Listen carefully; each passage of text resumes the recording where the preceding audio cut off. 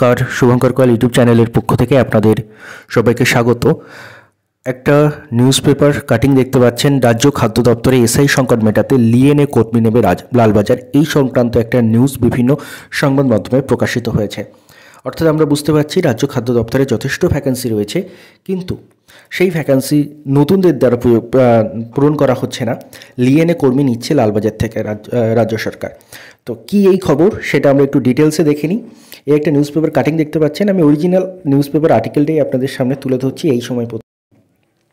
আশা করি দেখতে পাচ্ছেন, কলকাতা পুলিশের থেকে কর্মী নিয়োগ খাদ্য দপ্তরে বড় সিদ্ধান্ত রাজ্যের, এই হেডিংয়ে কিন্তু প্রকাশ হয়েছে নিউজটি। দেখতে পাচ্ছেন 10ই জানুয়ারি 2024 তারিখে কি বলছে, রাজ্য খাদ্য দপ্তরে এসআই পদে লিএনএ কলকাতা পুলিশ থেকে কর্মী নিয়োগ করা হতে পারে। মূলত খাদ্য দপ্তরে এসআই পদে যাতে কর্মী সংকট মেটানো সম্ভব হয়, সেই কারণেই এই পদক্ষেপ বলে মনে করা হচ্ছে। এক্ষেত্রে পুলিশকে আগেই অনুমতি দেওয়া হয়েছিল, ফলে পুলিশ কর্মীদের লিএনএ কর্মী নিয়োগ করার জন্য অন্ততপক্ষে কোনো আইনি বাধা থাকলো না।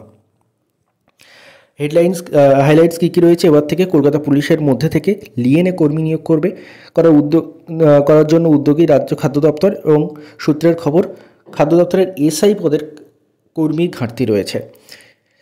তো দেখতেই পাচ্ছেন ফুড এসআই পদে ঘাটতি রয়েছে, কিন্তু সেটা নতুনদের দ্বারা পূরণ করা হচ্ছে না। মাত্র 480টি ভ্যাকেন্সি প্রকাশ করা হয়েছে, এবং তাতে 13 লাখের বেশি, 13.5 লাখের মতো ক্যান্ডিডেট কিন্তু অ্যাপ্লাই করেছে।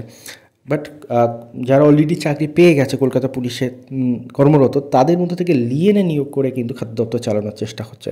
সত্যি প্যাথেটিক এটা একটা জিনিস। কি খবর আমরা একটু পুরোটা পড়ে নিই। এবার কলকাতা পুলিশের কর্মীদের মধ্য থেকে লিএনএ কর্মী নিয়োগ করার জন্য উদ্যোগী রাজ্য খাদ্য দপ্তর। সূত্রের খবর, খাদ্য দপ্তরে এসআই পদে কর্মীর ঘাটতি রয়েছে, আর সেই ঘাটতি মেটানোর জন্য কলকাতা পুলিশের কর্মীদের থেকে লিএনএ আনা হবে খাদ্য দপ্তরে। গত বছর ডিসেম্বর মাসে কলকাতা পুলিশের যুগ্ম কমিশনার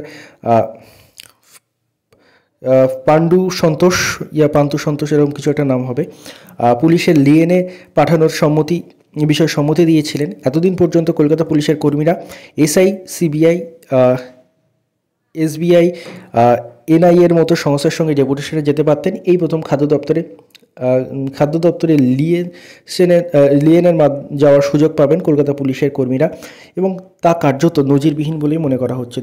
2020 সালের মার্চ মাসে খাদ্য দপ্তরের তরফে এই প্রসঙ্গে উদ্যোগ নেওয়া শুরু হয়, কারণ রাজ্যে এসআই পদে নিয়োগ বন্ধ ছিল। ফলে রাজ্যের কোনো দোকানে বা বাজারে যদি অভিযান চালাতে হয় বা ভেজাল ঠেকানোর জন্য কোনো অভিযানের প্রয়োজন হয়, সেক্ষেত্রে সমস্যায় পড়তে হচ্ছিল খাদ্য দপ্তরকে। অভিযোগ ওঠে এমনটাই।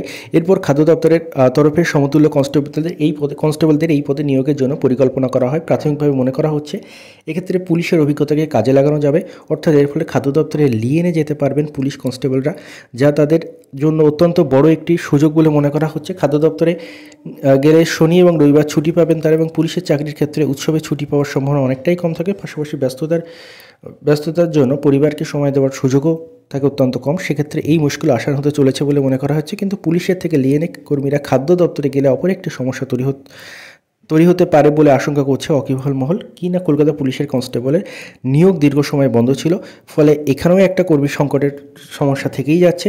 সেই জায়গায় দাঁড়িয়ে সিভিক ভলেন্টিয়ারদের গুরুত্ব অনেকটাই বেড়েছে। পুলিশ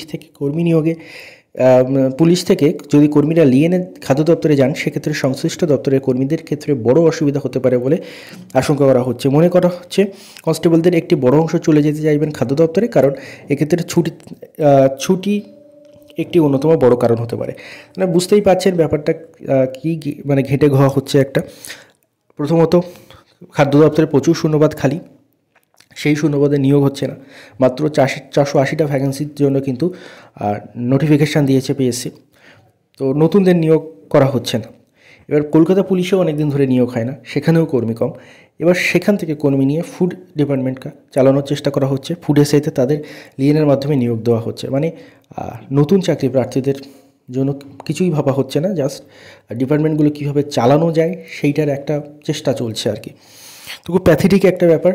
হয়তো অনেক ভ্যাকেন্সি রয়েছে ফুড এসআইতে, যেটা আমরা এই আর্টিকেল পড়ে জানতে পারছি, কিন্তু সেই পদে যদি নিয়োগ হতো অনেকেই চাকরি পেত। বাট যেটা হচ্ছে, যে কোনো প্রকারের জোড়াতালি দিয়ে জাস্ট চালানোর চেষ্টা হচ্ছে ডিপার্টমেন্টগুলোকে।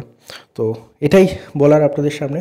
যদি ভিডিওটি ইনফরমেটিভ লাগে বা কোনো ঠিকঠাক মনে হয়, অবশ্যই ভিডিওটি লাইক করতে ভুলবেন না, চ্যানেল সাবস্ক্রাইব করে রাখুন।